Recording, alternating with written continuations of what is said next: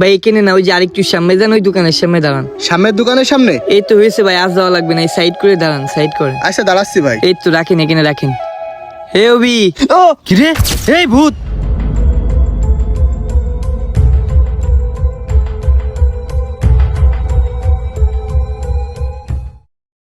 বুঝলাম না, আমার বন্ধু বান্ধব আমার দিকে ভয় পাইলো কেন?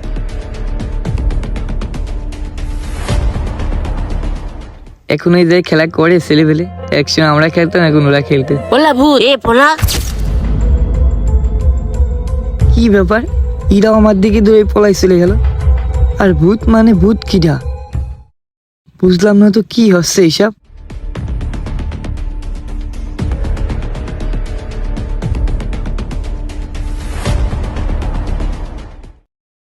মা, মা, ও মা, ও মা, দেখো তোমার ছেলে বিদেশে চলে আসে। বাড়ি ঘর দূরে এরম লাগতেছে কেন, মনে হচ্ছে কতদিন কেউ এই বাড়ি থাকে না। ও মা দেখো, তোমার ছেলে বিদেশে চলে আসে। কই তুমি? ও মা। এ ভাই, তুই চলে আসিস ভাই? আমি জানি তুই ভূত না, তুই মানুষ। তুই আমার চিনতে পারিস? কি খাচ্ছিস তুইও? মুলি। ও এ শামিম, তা আমার মা কই? আমার মা কোনে গেছে তুই জানিস? আমি তো এসে পাচ্ছি নে। এ ভাই, হ্যাঁ তুই তো মহিলাই গেলি, আবার বাড়িতে আইছিস। তোর চাচারাই তো কয়েছে তোর মার সাথে তুই বিদেশে মা লাগেছিস। মা তো মরে গেছে, যখন ফিরে তুই পূর্বাসে মরে গেছিস। এ আমি বিদেশে মারা যাইনি তো, আমার ওই বিদেশে পুলিশই ধরিল, ধরে আমার আটকায় রাখিল, এই জন্য আমি যোগাযোগ করতে পারিনি বাড়ি আমার মার সাথে। আমি মারা কবে গেলাম, এই জন্য আমি যখন গাড়িতে লাগলাম সবাই আমার দিকে ভয় পাচ্ছিল, সবাই জানে আমি মরে গেছি। আমার মা ডারে তোরা এইভাবে মেরে ফেললি ভাই।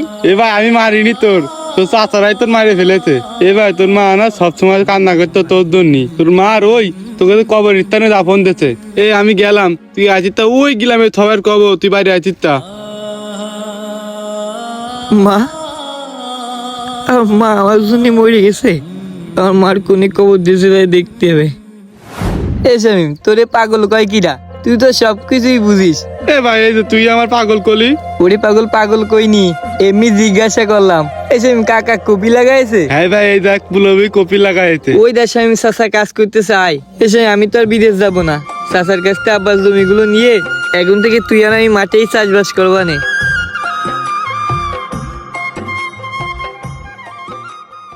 কাকা, কাকা, কিটা গো? ভালো আছেন? ভালো, তা তুমি কিটা? কিরা মানে আমারে চিনতেছেন না? আমি আপনার ভাইপো ইমন। ভাইপো কিসির ভাইপো? আর ভাইপো তো কত আগেরটা ছিল যে বিদেশে মারা গেছে। কি তুমি আবার কিসির ভাইপো হইছাও? কিসির ভাইপো মানে?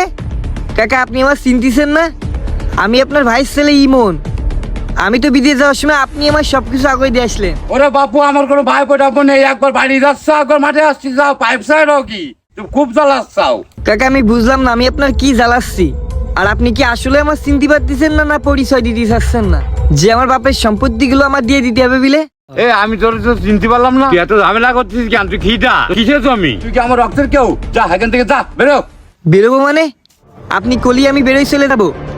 আমার বাপের জমি আমার জমি, আমি বুঝে নেব। আর আপনি আমার যে ক্ষতি করেছেন, আমি বিদেশে পুলিশের হাতে ধরা খাইছি। ওই জায়গার পুলিশ আমার বারবার করে কয় তোর পরিবার থেকে এখান থেকে কেউ যোগাযোগ করলি তাহলে তো ছেড়ে দিবানে। কিন্তু আমার জন্য আপনারা যোগাযোগ করেননি, বরঞ্চ আমার অসুস্থ মার্ডার, আমার বয়স্ক মার্ডার কইছেন যে আমি নাকি বিদেশে মরে গেছি। কেন? শুধুমাত্র এই সম্পত্তি ভোগ করার জন্য, তাই না? শেষে আমার বাপের তো মাঠের জমি জমা কম ছিল না। আমার বাপের মাঠের জমি জমা যা রয়েছে, বাড়ি জমি জমা রয়েছে, ভালোই রয়েছে। আপনারা চাইলে ওগুলো বেচে কিনে আমার পিছনে একটু টাকা খরচ করে আমার খোঁজ খবর নিতে পারতেন, আমার ওই প্রবাস থেকে আনতে পারতেন। আপনারা খোঁজ খবর নেননি, আর আমিও আজ যোগাযোগ করতে পারিনি বলে আপনারা কি করেছেন? আমার মৃত হিসেবে চালাই দিছেন। এলাকার ছোট ছোট বাইসারা, আমার বন্ধু বান্ধবরা কেউ আমার চিনতে পারতেছে না। আর যারাই চিনতে পারতেছে আমার দিকে ভয়ে দৌড়ই পালাই যাচ্ছে। আমার একদম মৃত বানায় ফেলিছেন এলাকায় আপনারা, শুধুমাত্র কিসের জন্য? আমার বাপের এই সম্পত্তিগুলো আপনারা ভোগ করার জন্য। কাকা আমি তো আমার বাপের পরে আপনারা ছাড়া অন্য কাউরে ভাবতাম না, আপনারাই মানতাম। তাহলে এই ক্ষতিটা কেন করলেন? এই তোর কি ক্ষতি করেছি? আমার ভাইপো ছিল, সে মারা গেছে অনেক আগে। আমার ভাইপো দাপন টাপন করে দিছি, তুই গলি হবে যে তুই আমার ভাইপো?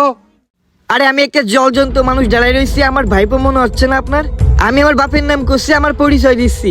আমার জন্ম নিবন্ধনের কার্ড দেখবেন নাকি সম্পত্তির লোভে সবকিছু হারাই ফেলিছেন? কাকা শোনেন, ভালোই ভালোই আমার বাপের জমি আমারে বুঝিয়ে দেবেন, নাহলে এই মাতুব্বার ধরবো, চেয়ারম্যান ধরবো, ধরে আমি আমার জমি বুঝে নেবো। এই তুই যা যা যা দিন, ও চেয়ারম্যান মেম্বার কি করবে না করবে আমার জানা আছে। তুই যা, চলে যা। যা দিন, আমার জ্বালাস না, আমার কাজ করতে দে। আমি জানি তো কাকা, যে এই ধরনের খারাপ কাজ করতে পারে, নিজের ভাই পরে মৃত বানাই ফেলতে পারে, নিজের ভাইয়ের বউরে মাইরে ফেলতে পারে, তার চেয়ারম্যান মেম্বার টাকা দিয়ে ধরে রাখা কোনো ব্যাপার না। তবে আমি আমার দিক থেকে চেষ্টা করব। আরেকটা কথা কি জানেন, এই যে তিমির সাথে এই যেই কাজটা করলেন না, এর জন্য আপনার মৃত্যুর পরে জবাব দেওয়া লাগবে। তুই যা, তুই যা।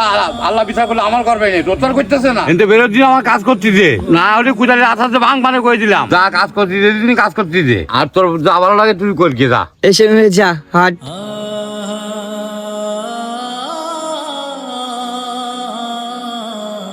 বাবার ভাই চাচা, এই নামটা অনেকের গল্পে সুন্দর, অনেকের গল্পে ভয়ঙ্কর, অনেকের গল্পে বিশ্বাসযোগ্য, অনেকের গল্পে বিশ্বাসঘাতক, কিন্তু বেশিরভাগ চাচাই থাকে স্বার্থের লোভ, স্বার্থের নেশা। শুধু এই গল্পতেই না, বাস্তবতা এবং এই সমাজের প্রতিটা ঘরেই বাবার ভাই চাচার অত্যাচার, বাবার ভাই চাচার করা বেইমানি অহরহর গল্প আপনি শুনতে পারবেন। আসলে যে মানুষটার ভিতরে একবার স্বার্থ ঢুকে যায়, লোভ ঢুকে যায়, ওই মানুষটার কাছে সম্পর্ক, রক্ত কিছুই না। কারণ তারা জেনে শুনেই রক্তের সাথে বেইমানি করে, রক্তের ভাইয়ের সাথে বেইমানি করে, রক্তের ভাইপোর সাথে বেইমানি করে। অনেকে আছে একটু শিক্ষিত, বয়সে বড়, তার জন্য অন্যান্য ভাইদের থেকে সম্পদ বেশি নেয়, অন্যান্য ভাইদের তুলনায় সবকিছু বেশি ভোগ করে। আবার অনেক ভাই তো আছে বোনের হক মেরেও দেয়, বোনের সম্পত্তির ভাগ দিতে চায় না, বোনের সবকিছু থেকে বঞ্চিত করে। হ্যাঁ, আজকের ভিডিওটা শুধুমাত্র ওই ধরনের ভাইদের জন্য, যারা স্বার্থের নেশায় পড়েছে, সম্পত্তির লোভে পড়েছে, টাকা পয়সার জন্য নিজের চোখে ইচ্ছা করে সানি ফেলিয়েছে। আজকে হয়তো আপনার ভাইয়ের কান্না আপনার কানে যাচ্ছে না, আজকে হয়তো আপনার ভাইয়ের কষ্ট আপনি চোখে দেখতেছেন না, আপনার বোনের কথা আপনি গ্রাহ্যই করতেছেন না। ভাই তাহলে শুনুন, আপনাকে একটা কথা বলি,